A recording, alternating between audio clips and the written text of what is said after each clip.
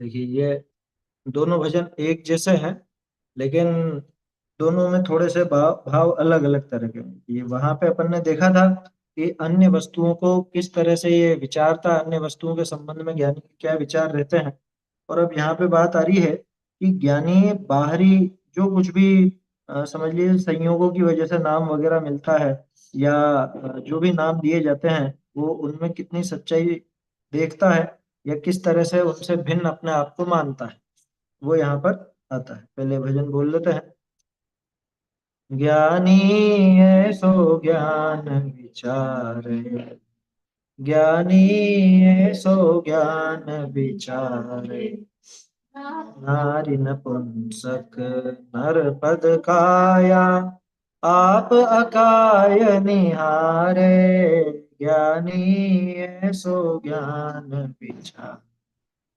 बामन वैश्य शूद्र और क्षत्रिय, चारों भग लिंग लागे, बामन वैश्य शूद्र और क्षत्रिय, चारों भग लिंग लागे, भग विनाशी भोग विनाशी, भग विनाशी भोग विनाशी, हम अविनाशी जागे,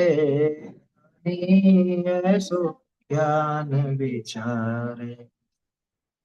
पंडित मूरख पोथिन माही, पोथी नैनन सूझे, पंडित मूरख पोथिन माही, पोथी नैनन सूझे, नैन ज्योति रवि चंद उदय तै, नैन ज्योति रवि चंद उदय तै, तेऊ अस्तक पूछे, ज्ञानी ऐसो ज्ञान विचारे।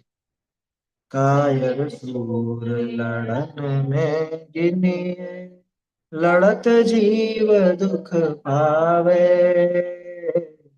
कायर सूर लड़न में गिनिए, लड़त जीव दुख पावे, सब हम में हम है सब माही, सब हम में हम है सब माही, मेरे कौन सतावे, ज्ञानी ऐसो ज्ञान विचार।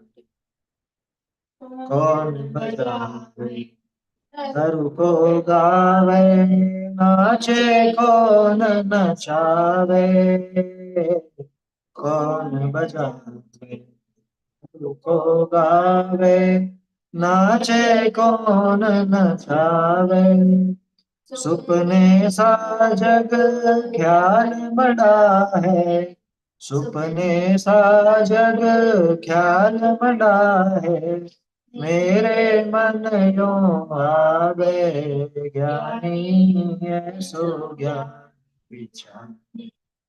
एक कमाऊ एक निखट्टू, दोनों दरब पसारा, एक कमाऊ एक निखट्टू, दोनों दरब पसारा, आवे सुख जावे दुख पावे, आवे सुख जावे दुख पावे, मैं सुख दुख सो न्यारा, ज्ञानी ऐसो ज्ञान विचारे।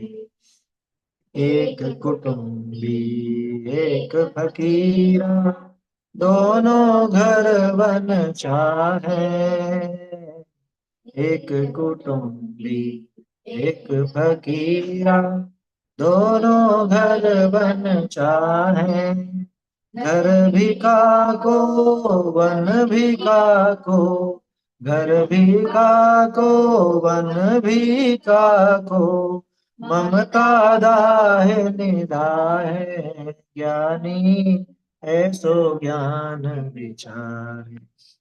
सोवत जागत रत रघु खाते, गर्व निगर्व निहारे, सोवत जागत व्रत भर खाते, गर्व निगर्व निहारे, ध्यानत ब्रह्म मगन निशिवासर, ध्यानत ब्रह्म मगन निशिवासर, कर्म उपाधि विहारे, ज्ञानी ऐसो ज्ञान, ज्ञानी ऐसो ज्ञान विचारे। क्या कह रहे हैं देखिए, ज्ञानी इस प्रकार का ज्ञान विचारता है, माने इस तरह से उसकी प्रवृत्ति रहती है और इस तरह की विचारधारा चलती है। कैसा देखता है बाहरी संयोगों को, या बाहरी जो कुछ भी मिला है उन सबको कैसा देखता है। नारी नपुंसक नर पद काया, नारी नपुंसक और नर पद, ये स्त्री है, ये मनुष्य है, ये नपुंसक है, ये स्त्री है, ये मनुष्य नहीं, ये नर है ना, पुरुष है। मनुष्य तो दोनों ही है, मनुष्य तो दोनों के लिए, तीनों के लिए कहा जाए। तो जो नर है, नारी है या नपुंसक है, ये सारे पद तो किसके आधार से, काया की तरफ से है। तो खुद को क्या मानता है वो, ये खुद को स्त्री मानता है या पुरुष मानता है। ये नपुंसक हो तो नपुंसक मानता, क्या मानेगा खुद को। आप अकाय निहारे, स्वयं को वो अकाय देखता, अकाय, अकाय माने काया रहित, क्या, हाँ शरीर रहित देखता है। क्योंकि ये जो पद है, स्त्री का पद, ये भी पद ही है और क्या है, शरीर के आधार से पद है। ये जिसका शरीर जैसा, मान लो पुरुष का शरीर है तो खुद को पुरुष कहता है ना, उसे पुरुष कहा जाता है। किसी का शरीर स्त्री का तो स्त्री कहा जाता है उसे, या नपुंसक का तो नपुंसक कहा जाता है। लेकिन ये सारे तो काया के आधार से नाम दिए गए, और मैं तो अकाय हूँ।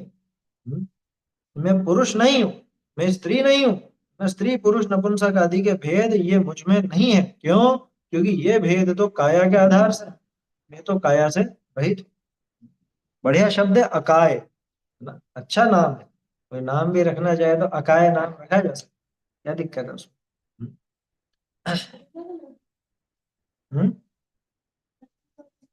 हाँ अब ये भी प्रश्न है फिर, अकाय रखो कि अकाया रखो। अरे ये तो भाई आत्मा के लिए तो अकाय शब्द ही आता है। क्योंकि अभी ये अपन ने गाथा पाठ किया ना, उसके अंदर आया तो था अस्थि पुरुष चिदात्मा, क्या, ये चैतन्य आत्मा वो तो पुरुष ही, तो उसके लिए शब्द तो पुल्लिंग वाले ही आए, लेकिन पुल्लिंग शब्द आने से कोई आत्मा ये पुरुष या स्त्री लिंग वाला हो गया ऐसा मत समझ, है ना। क्योंकि आत्मा तो शरीर रहित है, इसलिए वो अकाय ही है। अदेह अकाय, अकाय भी अच्छा नाम है। देखिए, तो ज्ञानी ऐसा विचार करता, अरे गुरुदेव तो क्या कहा करते थे, किसी को हमने आज तक पर्याय दृष्टि से देखा हो तो हमें क्षमा कर। क्योंकि तो शरीर रूप ही नहीं है अपन, अपन शरीर से न्यारे हैं।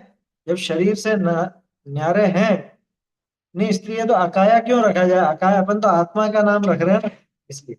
हाँ वहां पे कहने को आप कह सकते हो, लेकिन अकाया का अर्थ क्या निकलेगा फिर वहां पे, मतलब अकाया कहने को काया रहित ऐसा कह सकते हैं, लेकिन वो फिर स्त्रीवाची शब्द हो जाएगा। और आत्मा के लिए तो पुल्लिंग शब्द के ही ज्यादा प्रयोग अपन करते हैं। कोई दिक्कत नहीं हो तो, नाम वाली बात तो ऐसे ही आ गई, है ना दिमाग मतलब। मेरा तो कहना है, बहुत से लोग यूं पागल होते हैं ना, नया नाम कुछ नया नया नया ढूंढो। अरे अपने पुराने कवियों के भजन उठा के देख लो, अपने आचार्यों के ग्रंथ तो चलो संस्कृत में वो हर एक को समझ में नहीं आ, भजन में ही इतने नाम मिल जाए, पुराने भजनों में ही इतने सुंदर सुंदर शब्द हैं जिनके अर्थ भी बहुत सुंदर है। और अभी तो ऊट पटांग कुछ भी नाम रख लेते हैं। तो देखिए, क्या देखता है ज्ञानी, ज्ञानी देखता है कि मैं नारी नहीं, मैं नपुंसक नहीं, तो कि मैं तो नर भी नहीं। क्यों, क्योंकि नर नारी नपुंसक ये सारे पद तो काय के आधार से दिए, और मैं तो अकाय हूँ, अकाय, है ना, मैं तो अकाय हूँ, अपने आप को अकाय निहारता है।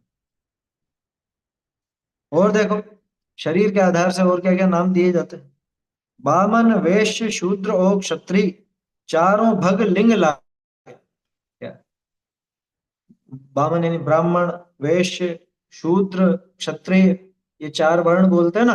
हैं? एक क्षत्रिय, ब्राह्मण, वैश्य, शूद्र, शूद्र, ऐसे चार वर्ण व्यवस्था चला करती थी। तो चारों भग, भग माने योनिया, तो ये चार योनिया यानी कि चार ये प्रकार एक तरह से। तो चारों भग लिंग लागे। लिंग का अर्थ पहचान चिन्ह कि ये कौन है ना। मतलब वैसे लिंग बोलते हैं लक्षण। तो ये कौन है कि ये ब्राह्मण है, ये क्षत्रिय है, ये शूद्र है, ये वैश्य है। यह कह रहे हैं भग विनाशी, भोग विनाशी। ये चार तो यहाँ के नाम लिए, वैसे तो 84 लाख योनियां होती हैं। तो 84 लाख योनियां भी भग यानी योनिया, तो वो भी विनाशी। और उस योनि में जो भी भोग विलास आदि होते हैं या पांच इंद्रिय के विषय भोग हैं, वो सब भोग भी विनाशी। भग विनाशी, भोग विनाशी, ये सब विनाशी। और हम तो अविनाशी हैं। तो कोई पूछे भैया ब्राह्मण है कि क्षत्रिय है कि वैश्य है कि शूद्र है, कह रहे हम इन सब से पार। क्यों? क्योंकि हम अविनाशी और ये सारी चीजें तो नाशवान। जगत में ऐसी कौन सी योनि है, जगत में ऐसा कौन सा कुल है, जगत में ऐसा कौन सा ये जो ऊपर आया जैसे लिंग है, जो नष्ट नहीं होगा। ये सब तो नाशवान, क्योंकि ये सब शरीर के आधार से, और शरीर ही नाशवान तो ये भी नष्ट हो जाए। लेकिन हम तो अविनाशी है ना। देह विनाशी, मैं अविनाशी, भेद ज्ञान पकड़ेंगे अब हम, अमर भय न मरेंगे, ऐसा आता है ना। हम अविनाशी जागे, या अब हम जागृत हो गए। अभी तक खुद को नाशवान समझकर सोए पड़े थे, अब हम अविनाशी, खुद को अविनाशी देख करके अब हम जागृत हो गए, है ना, जाग गए। अब कोई हमको मूर्ख नहीं बना सकता इन कुल योनिया इत्यादि इनके नाम पर। अब हम मूर्ख नहीं बने, अनादिकाल से बनते हैं। तो ज्ञानी ऐसो ज्ञान विचार है, ज्ञानी इस तरह से सोचता है। और हम तो क्या सोचते हैं, हम ब्राह्मण हैं या हम क्षत्रिय हैं या हम वैश्य हैं या हम शूद्र हैं, इत्यादि तरह तरह की बातें। चलो वहां तो अपन तो कहते हैं, हम जैन हैं। हम्म, हम जैन कुल में जन्मे अभिमान करो रे, हैं, ऐसे ऐसे गीत भी तो बना देता है। तो ये बताओ, खैर वो तो एक लोक व्यवहार वाली बात है, जैन कुल में जन्मा है तो वो अभिमान वैसा रहे नहीं रहे। लेकिन यहाँ पे बात ये है कि ये जो भी समझ लीजिए जिससे इसको थोड़ा गर्व होता है, या समझ लीजिए कि जिससे ये खुद को बड़ा समझने लगता है। अभी कहते हैं ना, और जैन में भी वो कहते हैं कि हम खंडेलवाल हैं, हम ऊंचे, हम जेसवाल हैं, हम ऊंचे हैं, हम बघेलवाल हैं, हम ये वाल हैं, वो वाल हैं। बोल, ये दुनिया भर का पागलपन चला करता है इस तरह से। तो यहाँ कह रहे हैं कि ये भग भी नाशवान है और भोग भी नाशवान है। इसलिए न तो इस भग का गर्व करना, न उन भोगों का गर्व करना, है ना। क्यों? क्योंकि वो हमारे हैं ही नहीं। दूसरी बात, अरे वो नष्ट होने वाले हैं और हम तो अविनाशी है ना। ये असली गौरव होना चाहिए। भग का और भोग का, इन दोनों का जो गौरव है, वो तो झूठा गौरव है, मिथ्या मान है, वो तो मद है। लेकिन मैं अविनाशी हूँ, मैं अविनाशी तत्व हूँ, ऐसा जो आत्म गौरव है, ये सम्यक दर्शन का गौरव है, सम्यक दर्शन के साथ रहने वाला गौरव है। समझ में ही बात। चलिए और देखते हैं। ये तो शरीर के आधार से हुई बातें। अब ज्ञान के आधार से या कुछ और चीजों चीजों में देखिए। पंडित मूर्ख पोथिनी माही। पोथी यानी पुस्तक, है ना। पोथी शब्द पुस्तक के लिए आता, पोथे पोथी बोलते हैं। अपभ्रंश में भी था, चिल्ला चिल्ली पुथी यही मूढ़े एवं भंतु, था ना। तो पोथिनी माही, पोथियों में, यानी कि बहुत पोथियों का अभ्यास किया तो पंडित, और कुछ पोथी पढ़ने नहीं पढ़े तो मूर्ख। अब जबकि वह अन्य मत भी दिखता है, पोथी पढ़ पढ़ जग मुआ, है ना, ऐसा, मिटाना मन का फेर, ऐसा आता है। तो पंडित मूर्ख पोथिनी माही। पंडित और मूर्ख किसके आधार से? पोथियों के आधार से। पोथी मतलब शास्त्र पुस्तक वगैरह। और पोथी नैनन सूझे। पोथी किससे सूझती है? आंखों से। भाई आंखें नहीं है तो पोथी कहाँ से पढ़ेगा? और फिर पोथी नहीं पढ़ पाता, मतलब जिसके आंखें नहीं है, तो फिर तो मूर्ख ही कहलाएगा, जबकि ऐसा तो नहीं। हम्म। पंडित मूर्ख पोथिनी माही, पोथी नैनन सूझे और नैन ज्योति रवि चंद उदय थे। आंखों की ज्योति किससे? हम्म, रवि और चंद्र, सूरज चंद्रमा के उदय होने पर तेऊ अस्तत बूझे, हैं? वो भी डूब जाते, तेऊ अस्तत बूझे, वो भी डूबते हुए देखे जाते हैं। क्या मतलब? ये तो फिर ये पंडित बना, ये मूर्ख बना, जो ये पोथियों के आधार से है, ये तो बिल्कुल डूब ही जाने वाला, ये टिकने वाला नहीं है, ये सदाकाल रहने वाला नहीं है। इसलिए शास्त्राभ्यास करके, थोड़ा बहुत कुछ पढ़ के, है, सीख कर अपने को पंडित मानना गलत है ना। और ऐसे ही, अरे हमने तो ये नहीं पढ़ा, हमने तो ये नहीं पढ़ा, ऐसा खुद को ज्ञानहीन मानना, मूर्ख मानना, वो भी गलत। क्यों? क्योंकि मूर्ख तो पोथियों के हिसाब से कहलाते हैं लोग। और पोथी जो है वो आंखों से दिखती है, आंखों से देखी जाती है, पढ़ी जाती है। और आंख की जो ज्योति है वो सूर्य और चंद्रमा के प्रकाश से है, सूर्य चंद्रमा के उदय से। लेकिन तेऊ अस्तत बूझे, वो भी अस्त हो जाते हैं, वो भी अस्त होते हुए दिखाई देते हैं। एक बात। दूसरा अर्थ, तेऊ अस्तत, वो सब तो अस्त हो जाते हैं, कौन? सूर्य चंद्रमा आदि अस्त हो जाते हैं। लेकिन तो भी ये आत्मा तो बूझे, तो भी आत्मा तो देखता ही है, जानता ही है। यानी इसको उस रोशनी से, उन आंखों से, यहां तक कि उन पुस्तकों से, पोथियों से भी ज्ञान नहीं होता। ये तो स्वयं ज्ञान का घनपिंड है, ऐसा भी अर्थ उससे निकाला जा सकता है। देव अस्तद बूझे। ठीक है, तो ये ज्ञान की बात हुई। अब आगे देखो, कायर सूर लड़न में गिनिए। अब जीव को कोई कि हम बहुत शूरवीर हैं, या और हमको तो डर लगता है, हम तो कायर है, या ये सामने वाला व्यक्ति ये तो कायर है, ये शूरवीर है, क्या कह रहे हैं? कायर सूर लड़न में गिनिए। ये तो लड़ने के ऊपर निर्भर करता है, युद्ध, युद्ध आदि के आधार से कि ये कायर है और ये शूरवीर है। और लड़त जीव दुख पावे, लेकिन लड़ने से कोई जीव सुखी हुआ है? हैं? हिंसा करके तो कोई जीव सुखी हुआ नहीं आज तक। एक दूसरे को मार काट करके, लड़ लड़ करके, ऐसे तो कोई सुखी हुआ नहीं। लड़त जीव दुख पावे। अब सब हम में है, और सब हम में, हम हैं सब माही, मेरे कौन सतावे। अब कोई ये पढ़े ना तो ऐसा लगे कि ये तो अद्वैत वाली मान्यता चल रही दिखती क्या, मैं सब में और सब मुझ में। ऐसा नहीं, यहाँ पे ऐसा अर्थ लेना कि जैसा मैं हूं वैसा ही कोई दूसरा जीव भी है। हम्म, आया समझ में? सभी जीव समान है ना, तो सब हम में जैसा सबका स्वरूप है, वैसा ही मेरा स्वरूप है। और जैसा मेरा स्वरूप है, वैसा ही सभी जीवों का स्वरूप है। सब हम में, और हम हैं सब माही, मेरे कौन सतावे। तो मेरे कौन सता सकते, मुझे कौन सता सकता? मैं किसी से दुखी नहीं होता। क्यों नहीं होता? क्योंकि मैंने दूसरे जीवों को भी अपने समान समझा, और जैसा मैं वैसे ही वे, और जैसे वे वैसा ही मैं, ऐसा समझा। तो अब मुझे कौन सताएगा, या मैं किसी के द्वारा सताया जा सकता हूँ क्या? हम्म? मैं दूसरों से परेशान नहीं हो सकता, मेरे कौन सता। और देखिए, कौन बजावे अरु को गावे, नाचे कौन नचावे। हैं? भाई ये बहुत अच्छा बजाता है, ये बहुत अच्छा नाचता है, ये बहुत अच्छा गाता है, ये कलाकारी की बात आ गई। देखो हर एक चीज ले रहे हैं लोक में, जीव को कैसे कैसे विशेषण दिए जाते हैं, कैसे कैसे नाम दिए जाते हैं, किस रूप में उसको जाना जाता है। तो शुरुआत से ही देखा ना कि जैसे बहुत से तो वो स्त्री पुरुष या नपुंसक के रूप में जानते हैं, या ये क्षत्रिय है, ये ब्राह्मण है, ये वैश्य है या शूद्र है, ऐसा जानते हैं। या ये पंडित है, या ये मूर्ख है, या ये कायर है, ये शूरवीर है, या ये बहुत अच्छा बजाता है, ये बहुत अच्छा गाता है, और लगा लेना, ये बहुत अच्छा खाना बनाता है या बनाती है, या ये घर के काम काज में बहुत एक्सपर्ट है, ये व्यापार धंधे में बहुत एक्सपर्ट है। अरे कौन बजावे, और कौन गावे, और कौन नाचे कौन नचावे। हम बहुत अच्छा मैनेजमेंट करते हैं, हम सबको हैंडल कर लेते हैं, हम सबको संभाल लेते हैं, क्या नाचे कौन नचावे।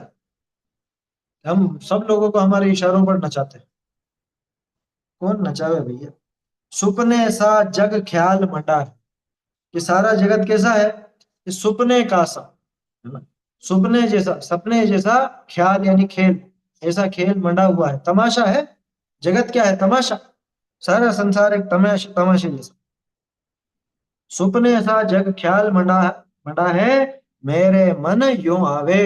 वो ज्ञानी कह रहा है कि मेरे मन में तो ऐसा आता है कि ये जगत और क्या है, सिर्फ एक तमाशा ही तो है, सपने जैसा।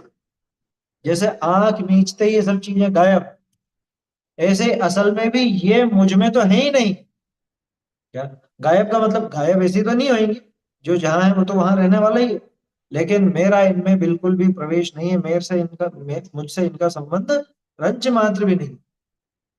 ऐसा सुपने का सा ख्याल, सुपने सा जग ख्याल मंडा है, मेरे मन यूं आवे। ज्ञानी ऐसा ज्ञान विचार, ज्ञानी जीव तो ऐसा विचार। और देखो क्या क्या नाम दिए जाते हैं, कमाने के आधार से भी नाम दिए जाते हैं। एक कमाऊ, एक निखट्टू। एक कमाऊ, कमाऊ यानी जानते हैं सब, कमाने धमाने वाला। मंडा है मतलब बना हुआ है, रचा हुआ है। सुपने का सा, सुपने सा जग ख्याल मंडा है, ख्याल मांडा जाता है ना। मतलब वो तमाशा पूरा ऐसा मांडा जाता है, रचा जाता है। एक कमाऊ एक निखट्टू, एक तो बहुत कमाता है, एक अरे ये कमाता नहीं है, निखट्टू है, ये कुछ भी कमाई धमाई नहीं करता। दोनों द्रव पसारा, कि ये दोनों तो द्रव्य के आधार पर नाम दिए जाते हैं, है ना। द्रव्य माने वही रुपया पैसा, यहाँ द्रव्य का अर्थ है रुपए पैसे से। जो रुपए पैसे लाता है कमाता है तो उसको कमाऊ नाम दे दिया, और जो नहीं कमाता उसको निखट्टू नाम दे दिया। दोनों द्रव पसारा, कि दोनों ही ये द्रव्य का पसारा फैला रहा है ना, प्रसार है। आवे सुख, जावे दुख पावे। क्या उस द्रव्य के आने पर ये सुखी होता, सुख मानता है, और जावे दुख पावे, और जब ये द्रव्य जाता है चला जाता है तो ये दुखी होने लगता है उसको। मैं सुख दुख सो न्यारा, मैं तो लेकिन उस बाहरी सुख, बाहरी अनुकूलता प्रतिकूलता से न्यारा ही। समझ में ही बात, बाहर में जो कुछ भी उन पर द्रव्यों के आने पर या जाने पर सुख दुख की कल्पना जहाँ की जाती है, ऐसे अनुकूलता और प्रतिकूलता से तो मैं न्यारा ही हूँ। मैं सुख दुख सो न्यारा, इन सबसे भिन्न हूँ, है ना। हम बहुत पैसा कमाते हैं, अरे भैया तू उस पैसे से इतना न्यारा है तो तू कमाने वाला कैसे हो। हम्म, समझ में आया। एक कमाऊ एक निखट्टू, मैं सुख दुख सो न्यारा, कि मैं तो सुख और दुख से, बाहरी अनुकूलता प्रतिकूलता इनसे तो न्यारा हुई ही सही, लेकिन सुख दुख का जो भाव है ना, अपने जो राग द्वेष आदि पैदा होते हैं उन भावों से भी न्यारा। हम्म, ऐसा है ज्ञानी, ऐसो ज्ञान विचार। क्या भाई, यहाँ पे सिर्फ बाहरी बातें थोड़ी ना है, यहाँ तो अंतरंग में जो विकार भाव है ना, उन सुख दुख आदि पर्यायों से भी, यहाँ सुख मतलब वो क्या कहें अभी, अनंत सुख वाली बात मत लेना, या अतीन्द्रिय सुख की बात मत लेना। यहाँ पे तो वो जो लौकिक सुख या दुख के जो भाव कहे जाते हैं उनसे भी न्यारा, पर्याय में जो सुख दुख है उससे भी न्यारा। यहाँ पे तो फिर आगे बढ़ो तो इतना लेना। हम्म। हाँ, अरे द्रव्य है ना ऊपर, दोनों तरफ पसारा, द्रव्य के आने से सुख पावे, द्रव्य के जाने से दुख पावे, ऐसा यूं है उसका अर्थ। जो द्रव्य आता है वो कमाई करके लाता है तो ये सुखी होता है, उससे सुख मानता है, या ये द्रव्य जाता है तो उसमें दुख मानने लगता है, ऐसा। ठीक है, और क्या क्या विशेषण होते हैं संसारी जीव के। एक कुटुंबी, एक फकीरा, या ये तो गृहस्थ है और इनने घर बार छोड़ दिया है, या आया समझ। फकीरा का अर्थ हो जिन्होंने घर बार छोड़ दिया, वो बाहर रहने वाले, ऐसे। दोनों घर वन चाहे, घर वन चाहे मतलब, हम्म, देखो हाँ, ऐसे अर्थ निकालना सीखो। एक कुटुंबी एक फकीरा, दो जनों की बात की ना, दोनों घर वन चाहे, तो कुटुंबी तो घर चाहता है और फकीरा वन चाहता है। यहाँ पे ध्यान रखना, यहाँ फकीरा से आशय कोई सच्चे मुनिराज की बात नहीं है। यहाँ पे तो जिसने सन्यास आदि या धर्म के नाम पर वो घर छोड़ तो दिया, लेकिन नहीं मुझे घर में नहीं रहना, मुझे तो जंगल में रहना, मुझे तो वन चाहिए, तो वो भी वन चाहता है, कुटिया चाहता है, आश्रम चाहता है, गुफा चाहता है, कुछ भी चाहता है। अगर ऐसा चाहता है तो गड़बड़ हो गया मामला। यहाँ कह रहे हैं घर भी काको, वन भी काको, कह रहे घर भी नहीं होता इसका और वन भी नहीं होता इसका। नहीं तो बहुत से यूं घमंड करने लगे, हम तो वनवासी हैं, हम तो जंगलों में ही रहते हैं। रहते हैं ना बहुत से लोग वहाँ हिमालय की वादियों में, तो कह सकते हैं मुनिराज भी तो जंगल में रहते हैं, आप रहते हैं, लेकिन उनको वन से भी कोई लगाव नहीं, इसलिए जगह बदलते रहते हैं। और उनको कोई ऐसा घमंड नहीं कि हम वनवासी हैं, घमंड नहीं हो। एक कुटुंबी एक फकीरा। अच्छा देखो, मुनिराज की जो मुनि दशा है, क्या वो वन के आधार से है? क्या वो जंगल के आधार से? जंगल होगा तो मुनिपना होगा, ऐसा तो नहीं। हाँ ये बात है कि मुनिपना जिनके सच्चा है, वो गृहस्थी में तो मतलब गृहस्थियों के बीच में रहना पसंद नहीं करते, इसलिए वन जाना ही ज्यादा उचित लगता है उनको, वन में रहना पसंद करते हैं। लेकिन वन से खुद की सत्ता नहीं, और वन में रहने से खुद को बड़ा भी नहीं मानते, क्योंकि वो जानते हैं क्या, कि घर भी काको और वन भी काको। काको यानी किसका? घर भी किसका और वन भी किसका? ममता दाहनी दाहे। ममता रूपी दाहनी यानी ममता रूपी अग्नि इसको दाहती है। ममता रूपी अग्नि तो सभी जीवों को दाहती है, इसलिए हमको ममता नहीं करनी, हमें ममत्व नहीं करना। क्या? हम तो घर में भी ममत्व नहीं करेंगे, और वन में गए तो वन में भी ममत्व नहीं करेंगे। ज्ञानी ऐसो ज्ञान विचार। ज्ञानी जीव का इस तरह से बहुत सुंदर विचार चलता। तो कुटुंबी हो चाहे फकीरा, मतलब असली सदगृहस्थ हो, तो वो जो ज्ञानी गृहस्थ है, वो घर में रहते हुए भी घर को अपना नहीं मानता। और जो ज्ञानी मुनिराज है, वो वन जंगलों में रहते हुए भी वन जंगल को अपना नहीं मानता। घर भी काको वन भी काको, ममता दाहिनी दाहि। ज्ञानी ऐसो ज्ञान विचार। और देखो, सोवत जागत व्रत अरु खाते, गर्व निगर्व निहारे। सोवत जागत यानी सोते हुए जागते हुए, व्रत अरु खाते, व्रत माने भूखे रहते हुए उपवास करते हुए, हाँ, आया समझ में? अथवा खाते हैं यानी कि खाते हुए, ठीक है ना? ये दोनों बातें आ गई ना, जागते सोते हुए, खाते या उपवास करते हुए, गर्व निगर्व निहारे। इसके दो तरह से अर्थ निकलते हैं। एक तो सारा जगत कैसा है कि इन चीजों में, सोने जागने में या व्रत में या खाने पीने में, इनमें गर्व और निगर्व देखता है। निगर्व माने अपमान, गर्व निगर्व यानी मान और अपमान, ऐसा। मान अपमान की बात है ना, गर्व निगर्व, मान अपमान। अच्छा, इन्होंने देखो इतने उपवास किए तो वहां पे गर्व, इनने कुछ नहीं करा तो वहां पे उनका अपमान जैसा समझते हैं दूसरे लोग। या हम इतना ऊंचा खाते हैं, इतना बढ़िया खाते हैं, हमारे घर में सब चीजें अच्छी आती हैं। या, एक तो दो तरह का होता है देखो, खाने के संबंध में भी गर्व। कैसा? कि देखो हमारे घर में तो जो मन चाहिए वो सब है। एक तो ऐसा, हम सब चीजें खाते हैं और बढ़िया खाते हैं। दूसरा, हम सबसे शुद्ध खाते हैं। क्या? ये जैन गृहस्थ को ऐसा भी हो सकता है ना, कि दुनिया में हम सबसे शुद्ध खाते हैं, हमारे घर में सिर्फ शुद्ध भोजन मिलता है। तो भैया उसमें गर्व करने जैसी बात नहीं है। दूसरा अर्थ, दूसरा अर्थ नीचे वाली लाइन से जुड़ करके निकलेगा। ध्यानत ब्रह्म मगन निशिवासर। दयानंद राय जी कह रहे हैं कि जो सोते जागते में, खाते पीते में या खाना छोड़ने में, गर्व निगर्व यानी बाहर में मान अपमान आदि होने में, उस समय भी ब्रह्म मगन निशिवासर, जो जीव ब्रह्म में ही मग्न रहते हैं, निशिवासर रात और दिन, वो ही कर्म उपाधि बिडारे। वे जीव ही कर्मों की उपाधि को दूर कर पाते हैं। दो तरह से अर्थ निकल रहा है। एक तो दोनों लाइनों को अलग अलग लेकर के चलो, तो सामान्य संसारी जीवों के लिए ऊपर वाली लाइन और ज्ञानी जनों के लिए नीचे वाली लाइन। और अगर ज्ञानी के लिए दोनों लाइन लगाओ तो इस तरह से बनेगी कि ज्ञानी जीव तो सोते जागते समय भी ब्रह्म में मग्न रहते हैं, सोते समय भी जागते समय भी, खाते हुए भी और उपवास करते हुए भी। भोजन करेंगे तो भी ब्रह्म में यानी आत्मा में मगन रहे, है ना? देखो अपने अभी ब्रह्म शब्द का प्रयोग है, लेकिन अपने आत्मा के लिए। हम्म।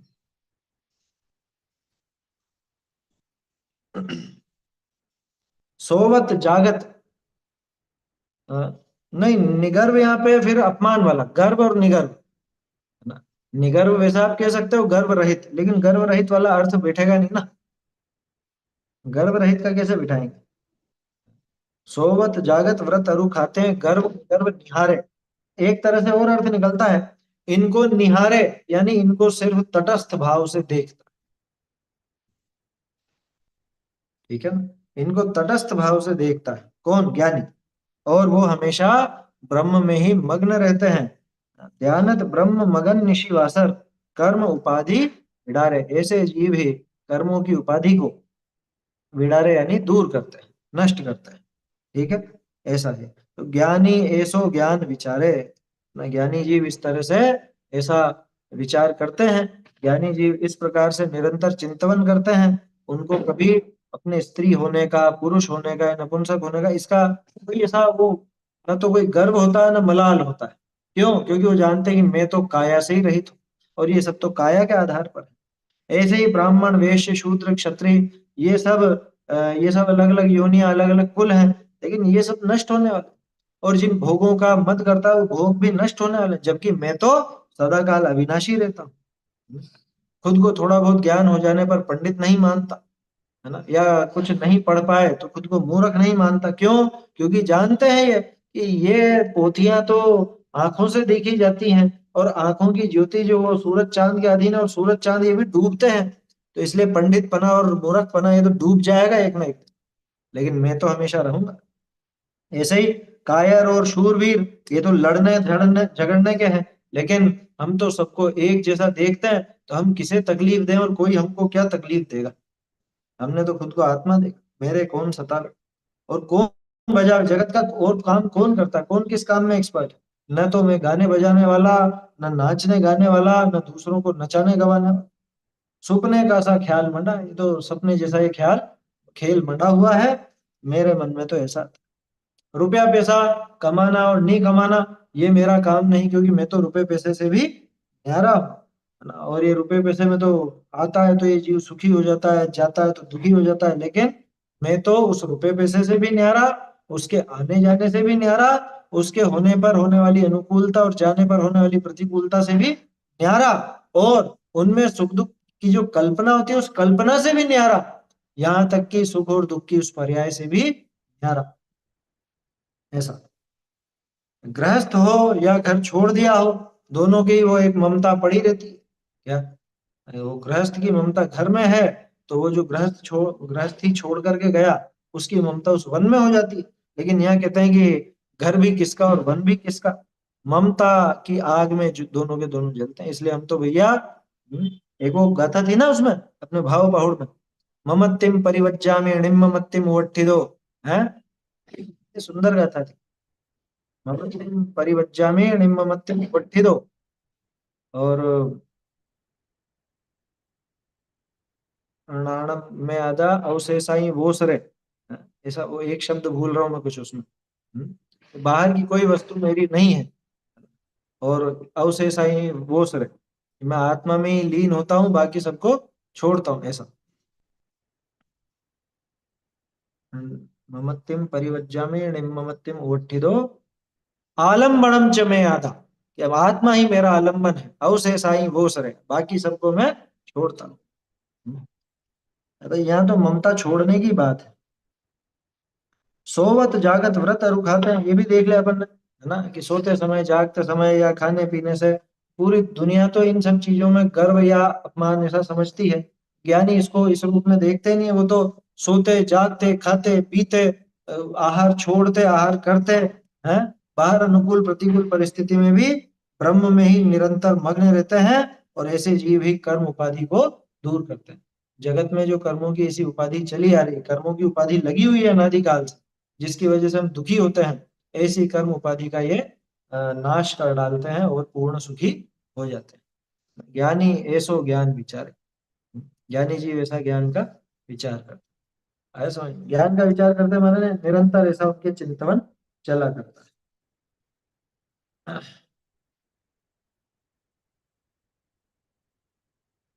क्या 57 क्या गाथा नंबर? हाँ, भाव पहाड़ की 57, सही, है ना। और भी दो तीन इस तरह की गाथाएं हैं वहां पे, बहुत सुंदर सुंदर गाथाएं हैं। उनके भी एक महत्वपूर्ण गाथाओं का मतलब जो, जिसमें थोड़ी अध्यात्म की ऐसी भावना है, वो भी एक छांट करके एक अलग कलेक्शन बनाना चाहिए। देखो कभी, हाँ, विचार तो बहुत आते हैं, ऐसा काम हो जाए जो ही हो जाए। देखिए करेंगे जैसा भी। तो ऐसा सुंदर भजन है। और अपने को भी ज्ञानी की प्रवृत्ति से सीख करके अपनी प्रवृत्ति ऐसी बनानी चाहिए। ज्ञानी कोई अलग थोड़ी ना होता है, जो ऐसे विचार करे वही ज्ञानी है। तो हमें ज्ञानी बनने के लिए अलग से क्या करना है, कि हम भी जब ज्ञानी बनेंगे तब ऐसा सोचेंगे, कि अरे भैया ऐसा सोचेगा तो ज्ञानी कहलाएगा, है ना। और ज्ञानी कहलाने के लिए ऐसा विचार नहीं करना, ये तो एक अपनी जीवन शैली बन जानी चाहिए। ये दोनों भजन जो दयानंद राय जी ने लिखे हैं, ज्ञानी ऐसो ज्ञान विचारे के नाम से, ये तो अपनी जीवन की ऐसी प्रवृत्ति होनी चाहिए, है ना। ऐसा सुंदर भजन है।